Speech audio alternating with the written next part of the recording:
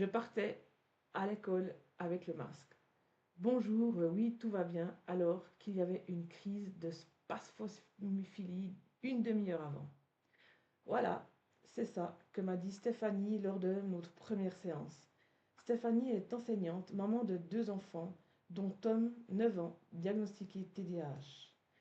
Devant ses élèves, elle tenait, elle gérait, elle souriait, devant ses collègues aussi. Mais une demi-heure avant, chez elle, avec ses enfants, son corps avait lâché, c'était vraiment le chaos.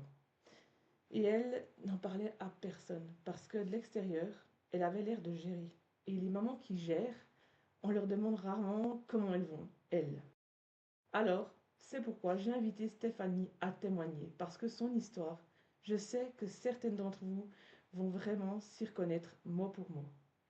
Là, actuellement, on est à mi-parcours de son accompagnement de la méthode Serein et ce qu'elle va partager, c'est à la fois ce qu'elle vivait et ce qui a commencé à changer. Stéphanie, merci d'être là, bienvenue. Est-ce que tu peux te présenter, pas juste ton métier, mais aussi toi, ta vie, ta famille? Merci Chantal déjà pour le démarrage parce que c'est exactement ça. Ce que tu viens de dire, c'est vraiment moi au tout début. Donc je suis maman d'un petit garçon TDAH qui a 9 ans et ça fait des années que je suis en mode survie avec vraiment des gros soucis émotionnels, de la fatigue et maintenant des maux qui se sentaient dans le corps, surtout au niveau de mon ventre. Donc là, il était temps pour moi que je me secoue, que j'en parle, que je sorte de ça. Mais je ne savais pas comment faire. Pourtant, j'avais lu des livres moi aussi, hein, c'est ce que tu dis aussi dans ta description. Des outils, j'en ai. En plus, en étant professeur des écoles, les enfants TDAH, je connais un peu. Mais en tant que maman, ça ne fonctionne pas du tout pareil. Donc, je sentais vraiment que là, il fallait que je travaille sur moi et plus sur eux. Et voilà, je suis tombée par hasard sur, enfin, il n'y a pas de hasard, je pense, sur ta page Facebook et j'ai trouvé ça super chouette que tu te penches sur les mamans, sur les papas aussi, je pense, les parents et pas que les enfants. Et je me suis vraiment retrouvée dans une détresse émotionnelle et ce que tu décrivais dans ton accompagnement, c'était exactement ce dont j'avais besoin maintenant que j'avais déjà travaillé tout, on va dire, en théorie pour eux. Voilà, c'est ça. Puis toi, en plus, tu travailles avec des enfants toute la journée et le soir, tu rentres chez toi avec les tiens. Et c'est quoi cette double vie en fait? Et en fait, il n'y a pas d'arrêt. C'est ça s'enchaîne constamment et à un moment donné, ben on respecte juste plus. Enfin, je ne respectais plus mes besoins de sommeil. En plus, j'ai une petite fille qui dort pas très bien la nuit, donc à un moment donné, le corps ne peut plus tenir. Donc j'ai quand même tenu plusieurs années. Mais avec l'arrivée de la deuxième, là au bout des, elle a 3 ans, donc là au bout des 3 ans, ça y est, c'était terminé. Je pense vraiment que si j'avais pas fait ce suivi, je serais tombée en burn-out. Je n'aurais plus pu me lever le matin, et il aurait fallu que mon corps pendant 3 mois soit dans un et que je me coupe de tout. Heureusement, j'en suis pas arrivée là. Je pense que je me suis pris en main à temps pour ne pas en arriver là, et je suis très contente parce que ça va beaucoup mieux. Franchement, je te remercie vraiment. Puis c'est incroyable l'évolution que tu as eue, c'est impressionnant. Et avant de te lancer, qu'est-ce qui t'a retenu? T'avais quelques doutes ou bien pas? Avant de me lancer, alors j'avais un peu peur de l'implication que ça allait me demander au niveau de mon temps. Voilà, et les documents que tu envoies, les exercices à faire, les visios, j'avais peur que ce soit encore un truc en plus dans ma to-do list de la semaine. Et en fait, la façon dont tu fais les choses, elle est assez, euh, comment dire, c'est quand même pas tout d'un coup, donc on a quand même le temps d'intégrer les choses. C'est en pointillé. Et les visios, ben, c'est le temps nécessaire dont on a besoin. Puis s'il y a besoin de plus, tu es disponible dans tous les cas. Et franchement, quand on commence à se mettre dans l'accompagnement, c'est pas une corvée ou c'est pas quelque chose à faire en plus, c'est un plaisir. Enfin, moi, je l'ai vraiment pas senti comme quelque chose qui m'a plombé encore plus dans mon temps. C'est vraiment maintenant un besoin et même si au début, bon, ben, je me suis mis une discipline où il fallait que j'y pense, c'est vrai qu'aujourd'hui, c'est devenu plus automatique Et je pense que les exercices, au bout d'un moment, on les intègre en fait dans notre vie quotidienne, comme quand on mange et qu'on boit en fait. C'est ça qui est Exactement. génial, c'est que c'est des conseils qu'on va avoir à vie et que ça peut même nous aider dans tout plein d'autres domaines et pas que nos enfants en fait. C'est exactement ça, ouais, exactement. Ben, en tout cas, merci. Ouais, c'est ça, c'est comme respirer en fait, hein. On intègre, c'est des choses, c'est les premières choses qu'on fait quand on vient au monde, hein, mais on oublie de bien respirer. Donc, c'est ça aussi qu'on travaille aussi là-dessus, un petit peu.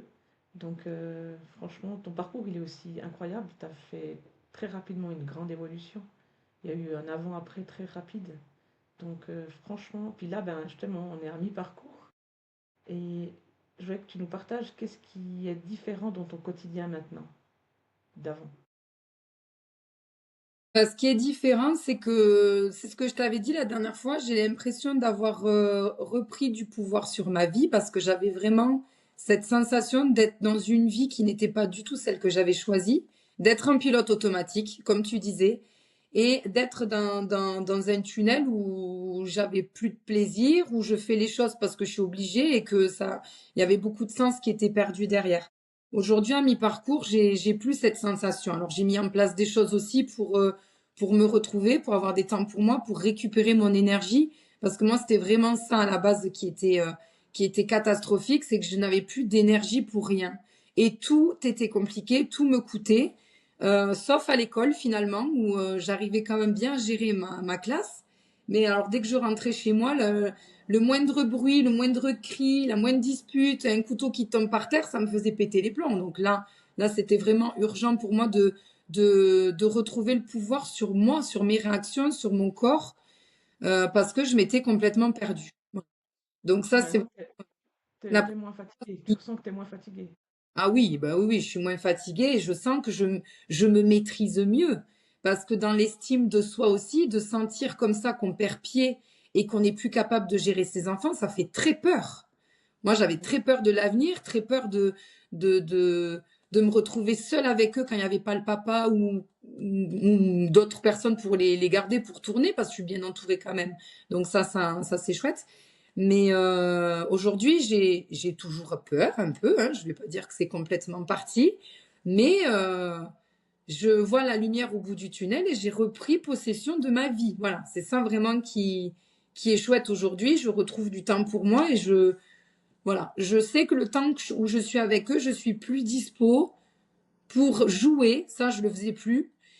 Pour jouer, pour discuter et tant pis si le reste n'est pas fait et voilà, moi ce qu'il fallait absolument c'est que je trouve du relais, d'accepter de déléguer aussi un peu plus pour avoir du temps où je sois au calme. Ça, c'était vraiment quelque chose de difficile pour moi entre les enfants de ma classe plus les miens le soir. De ne plus supporter en fait le moindre bruit. une Ça interruption. va mieux. Et puis maintenant, parce que moi je dis qu'il y a un effet domino, hein, quand la maman va bien, quand elle est stabilisée, parce que voilà, on stabilise son système, je t'ai donné des outils pour stabiliser ton système nerveux. Et moi je vois hein, aussi de ma propre expérience que quand on est bien, quand on est ancré, ça se ressent directement aussi sur les enfants. Est-ce que tu peux nous expliquer ce qui s'est passé aussi, des petites expériences que tu as vécues sur les enfants, le changement avec les enfants? Le changement pour moi radical par rapport à ça, comme tu dis, parents bien, enfants bien. Je vais pas dire que j'ai plus de crise, c'est pas vrai, il y a des crises. Euh, L'attitude que j'ai face à la crise va faire qu'elle va durer moins longtemps. Ça, c'est vraiment quelque chose que j'ai remarqué, que ce soit sur le brossage de dents pour la petite ou, je sais pas, l'habillage du grand, la mise au devoir. En fait, l'attitude que j'ai aujourd'hui, j'ai beaucoup moins d'attentes parce que j'ai accepté plus de choses aussi et je suis moins dépassée dès que ça se passe pas comme je veux. C'est d'arriver vraiment à avoir ce recul-là et ça, c'est avec mon système nerveux qui se remet bien en place que j'arrive à l'avoir. Les crises durent moins longtemps parce que ma réaction va pas rajouter une mayonnaise en plus qui monte. Voilà. Alors qu'avant, moi, mes réactions rajoutaient forcément de l'énervement, de l'agacement parce que je faisais justement tout ce qu'il fallait pas. Moi, je gérais pas, donc il pouvait pas se gérer tout seul. Aujourd'hui, ça dure moins longtemps.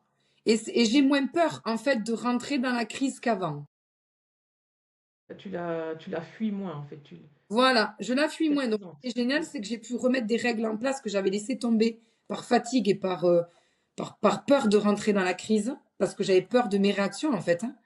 Et aujourd'hui, ça, je l'ai plus. Donc, il y a un cadre qui s'est remis en place. Finalement, voilà, c'est plus cadré, c'est plus cohérent. Ah, il y a encore du travail à faire là-dessus, mais c'est quand même un peu plus cohérent. Et je pense qu'ils le sentent, que je n'ai plus peur de rentrer dedans et de tenir sur des choses importantes pour moi. Voilà, il n'y a plus trop de failles en fait. Bah, justement, en parlant de faille, ils se sentent aussi en sécurité. Je dis Oui, pas qu'on il y a n'est pas vraiment en le, insécurité, le mais mot sécurité qui est prédominant dans tout cet accompagnement-là. Ça, c'est vrai. C'était vraiment ça, je ne me sentais plus en sécurité. et puis eux non plus, en fait. Puis ils ont besoin de Exact. ça, hein, que ce soit un enfant neuroatypique ou pas, ils ont besoin d'un cadre sécuritaire. Et puis ça, quand on est en fait à bout, ben, on n'arrive plus à leur donner. Et qu'est-ce qui se passe? Ben, toi, tu as des jeunes enfants, mais après, quand ils viennent plus adolescents, ben, en fait, ils nous fuient parce qu'ils ont peur de nous, en fait. Ils ont peur de nos réactions, ils ont peur de, de nous parler parce qu'on n'est pas assez bien pour réceptionner ça, en fait. Puis ils ne peuvent pas s'appuyer sur nous, hein. Donc c'est ça qui est impressionnant aussi sur ton changement. Je me rappelle que très rapidement, je crois qu'au bout de 2 ou 3 semaines d'accompagnement, tu m'as partagé aussi que Tom, il est venu vers toi dans ton lit, puis il t'a fait un câlin, puis il s'est aussi confié à toi, il a pu gentiment se reconfier à toi. Tu te souviens de ce Oui, moment? mais encore hier, voilà, il m'a parlé de choses concernant l'école dont il me parle jamais. Il me dit toujours que tout va bien et il se confie plus parce qu'il sent que je suis plus dans l'écoute, que je juge peut-être moins aussi, et que voilà, je suis allée voir la maîtresse aussi pour le défendre là-dessus parce que c'est vrai que lui, il est toujours un peu vu comme le vilain petit canard de la classe, mais parfois c'est pas le cas et ça aussi, j'ai réappris à aimer mes enfants comme ils sont en fait. C'est énorme parce que j'ai eu quand même une période de rejet. J'ai appris à les aimer comme ils étaient et c'est pas normal qu'on leur parle mal, même si eux aussi sont pénibles en classe et je comprends les maîtresses, hein. Mais voilà, je pense que ça, de sentir que maman, elle est derrière, qu'elle l'écoute et qu'elle n'est pas toujours dans la remontrance et que s'il y a un problème, on est là pour lui, ça, c'est quelque chose qui a beaucoup changé. Je le faisais pas avant. C'est vrai. Mais avant, tu le faisais pas parce que j'ai repris aussi le départ, les notes qu'on avait pris. Tu étais aussi en saturation à Oui. 8/10. Ah oui. Et maintenant, ce qui a changé, tu m'as mis dans ton bilan, là, la semaine dernière, que tu es en récupération, donc tu as beaucoup d'énergie, tu as de l'énergie à 8/10. Donc ça veut dire que tu as inversé complètement la Oui, chose. c'est vrai. C'est vrai, je me souvenais pas que j'avais marqué 8 pour le thermomètre de saturation et c'est vrai que ça s'est inversé. Oui, là, je suis à 8/10 en énergie, donc c'est énorme pour moi.